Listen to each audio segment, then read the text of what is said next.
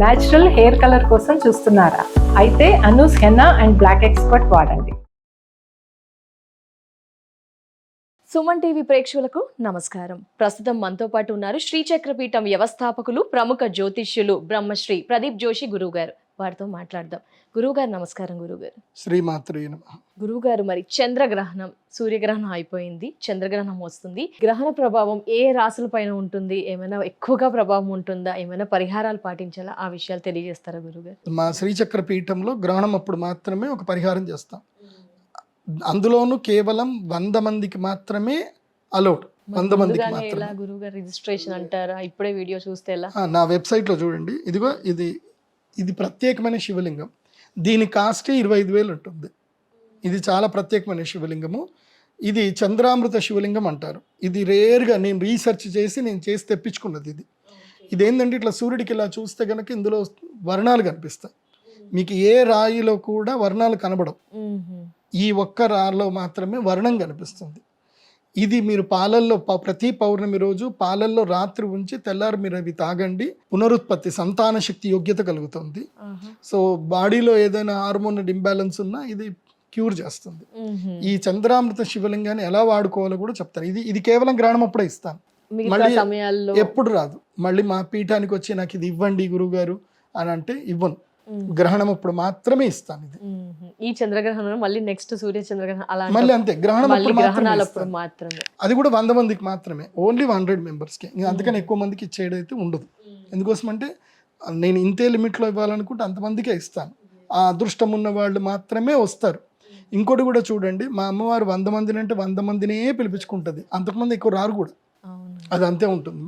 అంటే నేను ఒక ప్రశ్న వేసి అమ్మవారి దగ్గర వదిలేస్తాను. అమ్మ, ఈ 100 మంది నువ్వు పిలిపించుకో, ఈ 100 మందికి మాత్రం నేను ఇస్తాను అంటే ఆ 100 మంది పిలిపించుకుంటుంది అమ్మవారు. వచ్చిన ప్రతి ఒక్కరూ అమ్మవారి ఆహ్వానం కొద్దికి వచ్చినట్టుగానే ఉంటుంది. వాళ్ళ కోసమే ఇది సిద్ధమైనట్టుగా ఉంటుంది. తీసుకున్న తర్వాత వాళ్ళకి అలా రెమెడీస్ కూడా అలాగే జరుగుతాయి. సో ఫోర్స్ఫుల్గా ఏమి ఉండదు. వాళ్ళకి అనిపిస్తుంది, వాళ్ళు ఈ వీడియో చూస్తారు, చూడగానే వాళ్ళకి అనిపిస్తుంది, వాళ్ళు బుక్ చేసుకుంటారు, వచ్చేస్తారు. అది జరుగుతుంది. కొంతమందికి ఏంటంటే మా ఫోన్ నెంబర్లు ఉన్నాయి, అన్నీ ఉన్నాయి. 3 ఏళ్ల క్రితం ఒకళ్ళు వద్దామని అనుకుంటున్నారట, నా ఫోన్ నెంబర్ దొరకట్లేదు అంటారు వాళ్ళు. ఎక్కడ చూసినా నా ఫోన్ నెంబర్ కనిపిస్తుంది అంటే, లేదు గురుగారు మీ ఫోన్ నెంబర్ కోసం వెతికాము, మీ నంబరు, మీ అపాయింట్మెంట్ ఇస్తామంటే వేరే వాళ్ళు ఎవరో నా అపాయింట్మెంట్ ఇప్పిస్తామని చెప్తే వాళ్ళకి డబ్బులు ఇచ్చారట. వాళ్ళు నా అపాయింట్మెంట్ ఇప్పిస్తాను వాళ్ళు మోసం చేశారట. 3 ఏళ్ల తర్వాత వాళ్ళకి ఆ టైం వచ్చింది కాబట్టి అప్పుడు వచ్చారు నా దగ్గరికి. 3 ఏళ్ల లోపల వాళ్ళకి ఎంత పోవాలో అంత పోయింది. వాళ్ళకి పోయిన తర్వాత వచ్చారు వాళ్ళు. సో అది అంతే. నీకు యోగ్యత ఉంటే, అర్హత ఉంటే వచ్చేస్తారు. ఈ చంద్రామృత శివలింగాన్ని ఎలా పూజ చేసుకోవాలంటే, ప్రతిరోజు మీరు సూర్యోదయం అప్పుడే దీనికి పూజ చేయాలి. సూర్యోదయము చంద్రోదయం టైంలో పూజ చేసుకుంటే మంచి పవర్ ఉంటుంది. సో సూర్యుడు ఉదయించే టైంలో దీనికి శ్రీచక్రం కూడా చెక్కింది ఉంటుంది. ఇది కేవలం మా శ్రీచక్ర పీఠంలో మాత్రమే ఉంటుంది. శ్రీచక్రం చెక్కిన శివలింగాలు మా దగ్గరనే ఉంటాయి. ఆ పేటెంట్ మాదే. ఎందుకోసమంటే ఆ డిజైను, ఆ మిషన్ నా దగ్గరనే ఉంది, ఎవరి దగ్గర లేదు. అది నేనే తయారు చేయించుకున్నాను. అది కాబట్టి ఈ శ్రీచక్రం పైన పెట్టేసి, పైన శ్రీచక్రం ఉండాలి, కింద పెట్టుకొని ఒక పానబట్ట మీదనే కొనుక్కోండి, మీ పూజా స్టోర్లో దొరుకుతుంది. అభిషేకం చేసుకోవాలి. అభిషేకం చేసి ఇలా పట్టుకొని ఇక్కడ ఆజ్ఞాచక్రం దగ్గర పెట్టుకొని సూర్యబింబాన్ని చూడాలి. ఇక్కడ ఆజ్ఞాచక్రం ఇలా పెట్టగానే ఆటోమేటిక్ ఇక్కడ వైబ్రేషన్స్ వస్తుంది. ఆజ్ఞాచక్రంలో వైబ్రేషన్స్ వస్తాయి, కిరణాలు అక్కడి నుంచి ఇక్కడ పడతాయి.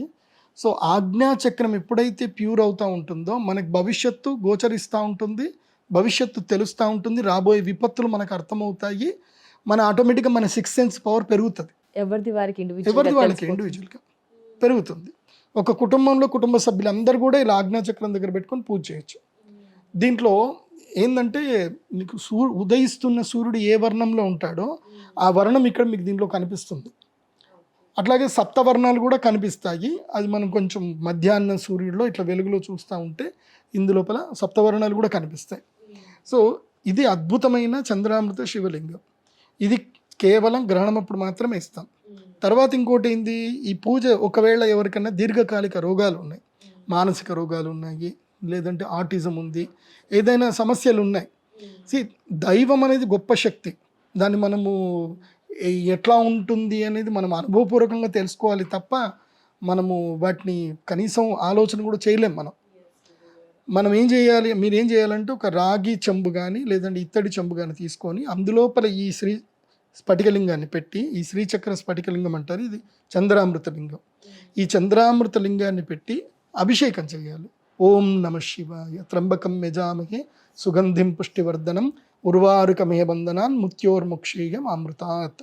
ఆ మంత్రాన్ని చదువుతూ అభిషేకం చేసి ఆ పాత్రకి ఏం చేయాలంటే ఒక బట్టను కట్టేయాలి. అది పసుపులో ముంచిన బట్టను ఏం చేయాలంటే ఆ బట్టను కట్టేసేయాలి, పాత్రకి మూత. అది సూర్యుడి వెలుగులో పెట్టేయాలి. సూర్యుడి వెలుగులో మీ డాబా పైన పెట్టేసేయండి. ఓకే.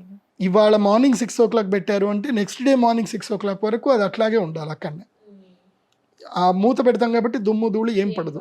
కాకపోతే అక్కడి నుంచి సూర్యుడి వెలుగు చంద్రుడి వెలుగులో ఉండేటువంటి కిరణాలని ఇది తీసుకుంటుంది.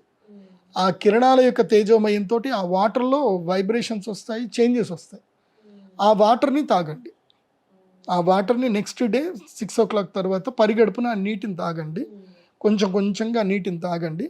మళ్ళీ ఇంకొక చెంబులో మళ్ళీ పెట్టేసి మళ్ళీ సేమ్ 6 o'clockకి ఇంకో ముంతలో లేదంటే అదే చెంబులో ఆ నీళ్లు తీసుకొని కడిగేసుకొని మళ్ళీ అదే చెంబులో ఈ శివలింగాన్ని పెట్టి మళ్ళీ అభిషేకం చేసి మళ్ళీ అట్లా కట్టి పెట్టేసి అందులోపల కడిగినటువంటి రావి ఆకు బాగా కడిగి, ఆ పాలు అనేది పడకూడదు, మళ్ళీ రావి ఆకు వేయాలి, లేదా తులసి ఆకు వేయాలి, లేదా బిల్వదళం వేయాలి.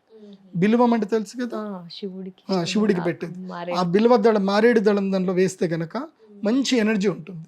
ఇప్పుడు ఎవరికైనా కీళ్ల వాపులు, శరీరంలో ఇది ఆస్టియో ఆర్థరైటిస్ అంటారు, వాళ్ళు ఏం చేయాలి అని అంటే ఈ యొక్క రావి చెట్టు యొక్క బెరడు ఉంటుంది, రావి చెట్టు యొక్క బెరడు 16 ఏళ్ళు దాటిన రావి చెట్టు యొక్క బెరడు తీసుకొచ్చి ఆ బెరడుని చక్కగా కడిగి ఆ బెరడుని దీని లోపల వేసేయాలి. ఇంత ముక్క దాంట్లో వేసేసామనుకోండి చాలు, వాళ్ళకి మెల్లిగా ఆ రోగం తగ్గుతూ ఉంటుంది.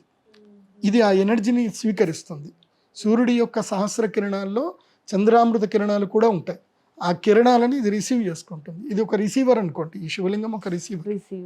కాబట్టి ఈ చంద్రామృత శివలింగము ఇది నా దగ్గర స్టాక్ ఉన్నంత వరకు ఇస్తాను. స్టాక్ అయిపోయిన తర్వాత దీని కాస్ట్ పెరుగుతూ ఉంటుంది. ఎందుకోసం అంటే డిమాండ్ తగ్గ సప్లై లేనప్పుడు కాస్ట్ పెరుగుతూ ఉంటుంది. ఇప్పుడు ఇదైతే ఈ చంద్రగ్రహణం వరకు అయితే 25,000 వరకు ఇస్తున్నాను. అది దాటితే మాత్రం మళ్ళీ పెరుగుతుంది. ఆరోగ్య ప్రయోజనాలు చాలా ఉన్నాయి. If you believe that in the nature it will happen, you should believe. ఎందుకోసం అంటే నేచర్లో మొత్తం కూడా శబ్దంతో జరుగుతుంది. సంకల్ప మాత్రము చేత మీరు అద్భుతాలు క్రియేట్ చేయొచ్చు. థాట్ ప్రాసెస్ రిలీజ్ చేయండి, మెడిటేషన్ చేయండి.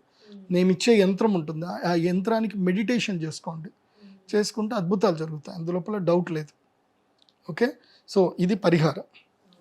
ఇది అందరూ చేసుకోవచ్చు. పలానా రాశి వాళ్ళే చేయాలి, పలానా రాశి వాళ్ళు చేయాలని లేదు.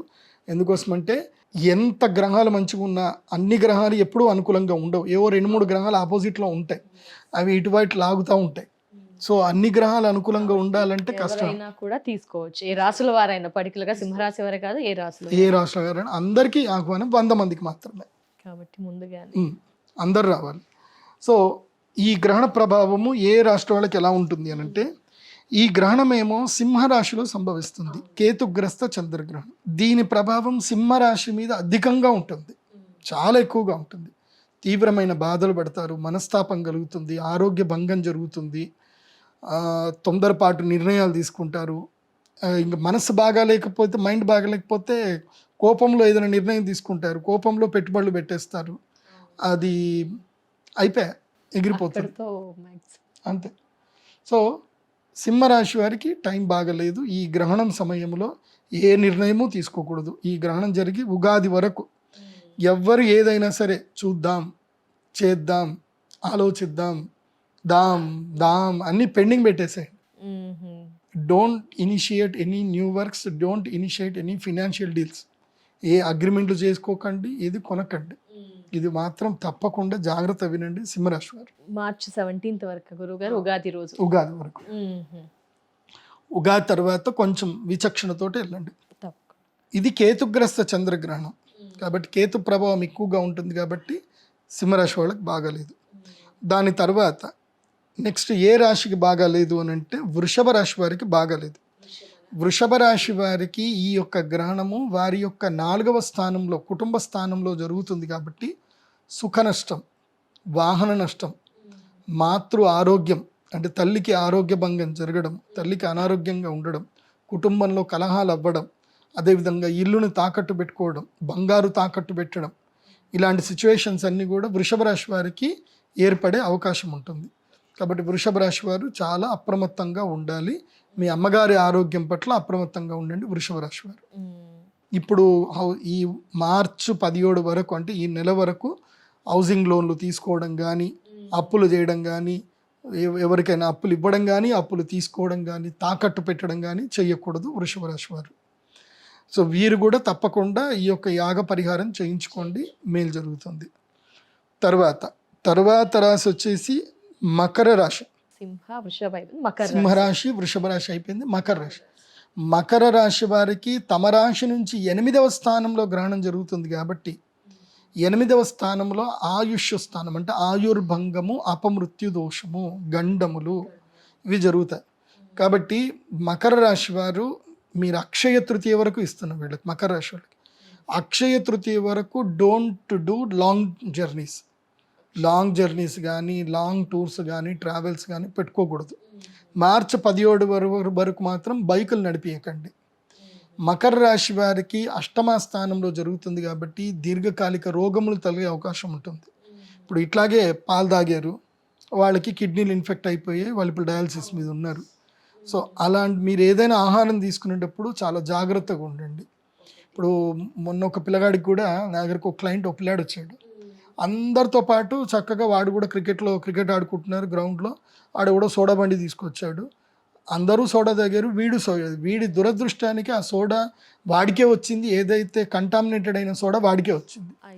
అది తాగాడు, కథం. ఆ పిల్లాడికి దాదాపు ఇప్పటికీ 10 ఏళ్ళు అవుతుంది. 10 ఏళ్ల నుంచి అతను డయాలసిస్ మీదనే ఉన్నాడు.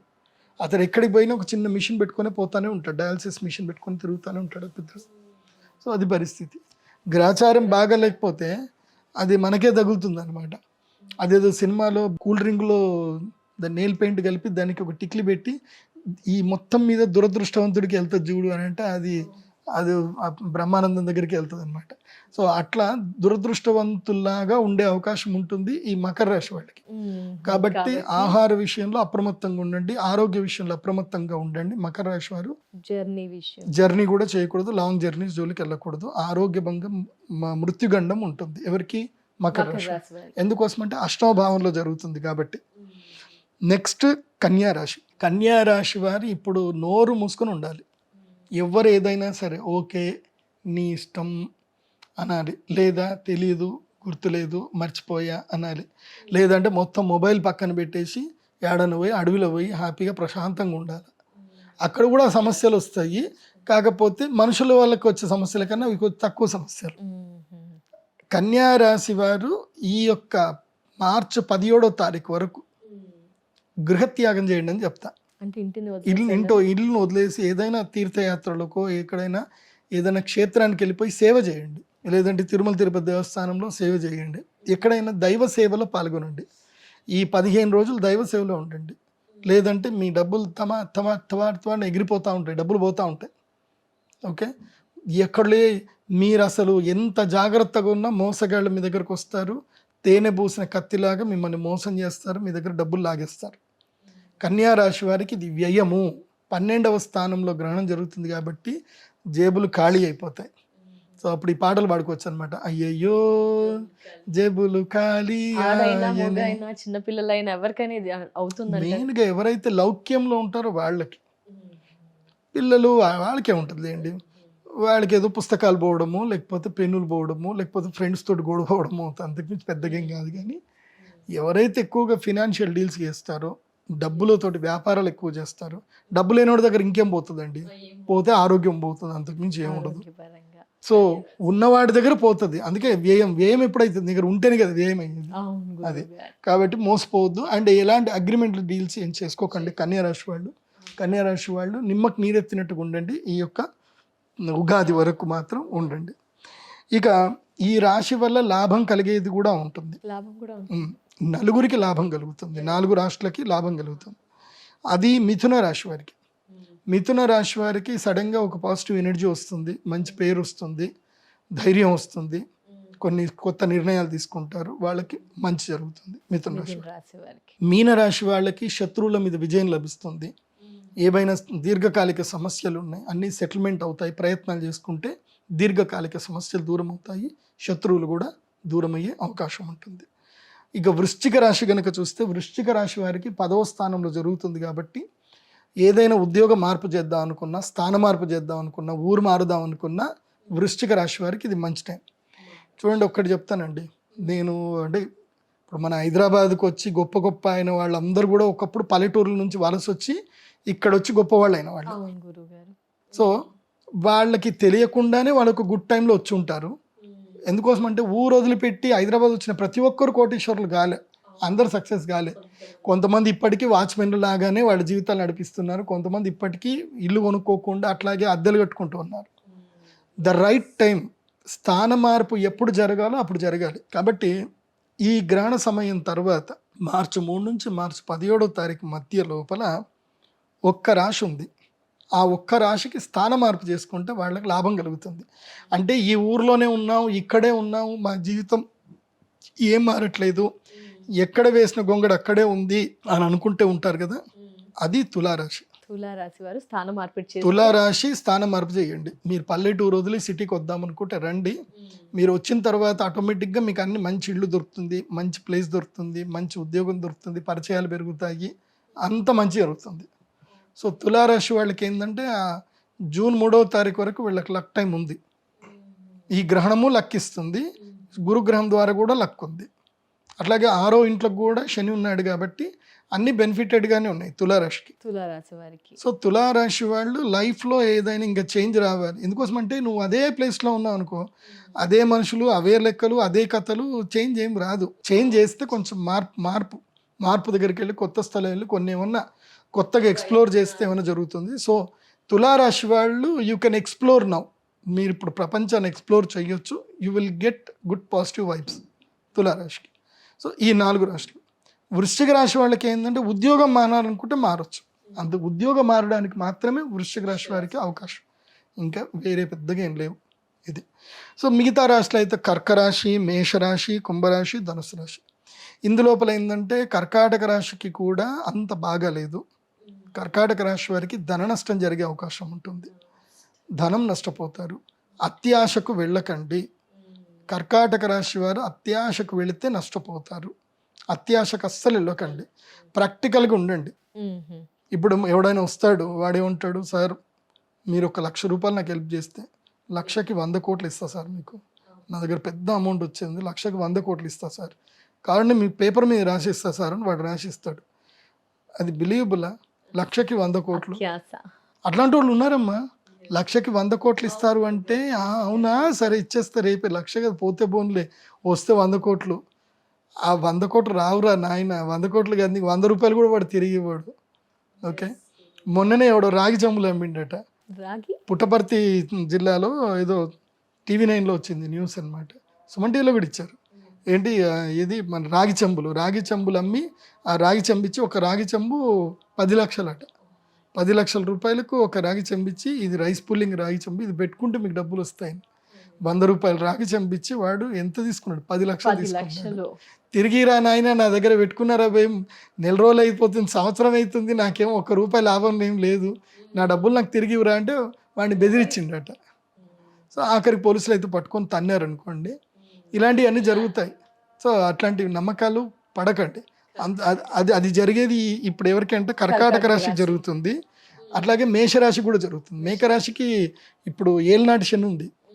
సో వాళ్ళకి నెత్తి మీద శని ఉన్నాడు. ఇప్పుడు మేషరాశి వారికి ఏలినాటి శని మంచిగా ప్రారంభమయ్యాడు, నెత్తి మీద శని ఉంటాడు.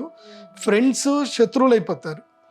ఎవరైతే మనకి హెల్ప్ చేస్తారో ఇంకా హెల్ప్ చేసేవాళ్ళు ఇంకా జీవితంలో హెల్ప్ చేయనంటారు, దూరం అయిపోతారు వాళ్ళు మేషరాశి వాళ్ళకి. సో మిత్రులు శత్రువులు అవుతారు, శత్రువులు మిత్రులు అయినట్టుగా నటిస్తారు, మళ్ళీ మొత్తం దోసుకుంటారు. సో ఇప్పుడు నిల్ అయ్యేది ఎవరికి అని అంటే మేషరాశి వారికి ఇట్స్ నిల్లింగ్ టైం. ఈ సంవత్సరం లోయెస్ట్గా ఎవరికి ఉంది అని అంటే మేషరాశి వాళ్ళకి. మొత్తం పోగొట్టుకుంటారు, అన్నీ పోగొట్టుకొని రోడ్డు మీదకి వస్తారు చూడండి. అది కూడా తలబిరుసుతనంతో వెళ్తారు. అదే మంచితనానికి వెళ్ళి బాగా ఉండి కామ్ మైండ్గా వింటే అదేం కాదు. కానీ నేనే నేనే గొప్ప, నన్నంటావా అని అనేవాడు మాత్రం మంచిగా, అదే తల మీద శని అంటే అదే, నెత్తి మీద శని ఉంటే మంచి వినిపిడు.